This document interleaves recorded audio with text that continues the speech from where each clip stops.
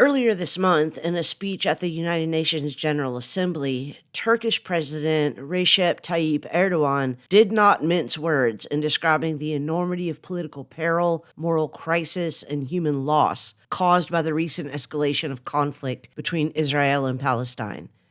He said, quote, "Gaza has become the largest cemetery for children and women in the world. Over 17,000 children have been the targets of Israeli bullets and bombs. And in Gaza, not only are children dying, but the values the West claims to defend are dying. The truth is dying, and the hopes of humanity to live in a more just world are dying, one by one." The struggle over land, identity, and justice in a region 7,000 miles away from the United States has shaped global discourse on human rights, neocolonialism, and national self-determination for over a century. As violence and displacement continue to dominate the lives of millions of people, it has become harder for Americans to ignore what we flippantly and often ignorantly refer to as, quote, the Middle East crisis. We can't ignore it anymore, because it isn't 7,000 miles away anymore.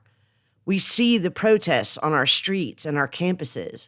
We hear or refuse to hear the dog whistles in our elected officials' speeches. We feel the tensions in our neighborhoods, our churches and synagogues and mosques. We struggle to understand the implications of our investments or divestments. And day by day, we are numbed by the constant, unrelenting exposure to stories and videos and images and commentary on an almost unimaginably horrific human tragedy.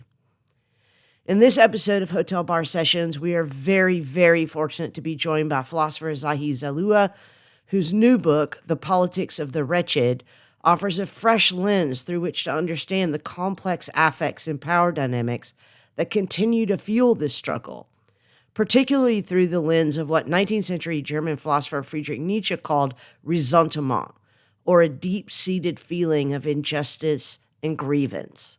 We're going to focus on Zalloua's insights in Chapter 4 on the Palestinian Question today, where he unpacks how a collective sense of moral outrage on the part of Zionists has been deployed to shield Israel from criticism, particularly by accusing pro-Palestinian advocates and the left more generally, of a, quote, new anti-Semitism.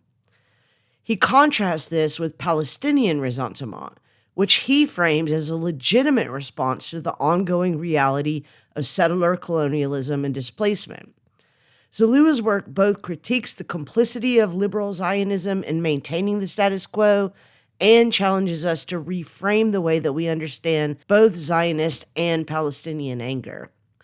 Now, under normal conditions, this would be the time for me to issue a content warning because everything that follows is, or should be, traumatizing to persons of moral conscience. But I know that I speak for not only myself, but also my co-hosts and our guests when I say, do not stop listening. Do not turn your eyes away. As Zalloua himself argues in his conclusion, quote, "To take up the Palestinian cause is to adopt the position of the feminist killjoy, the one who refuses to play nice, to uphold the idiocy of neutrality, to cover material that is not controversial, steering away from Palestine and Israel, so as not to disrupt societies or the university's affective economy. The killjoy doesn't forget about Palestinian pain and refuses to stay silent. She does not manage her anger nor self-censor, but welcomes trouble and actively sabotages the happiness of those in power."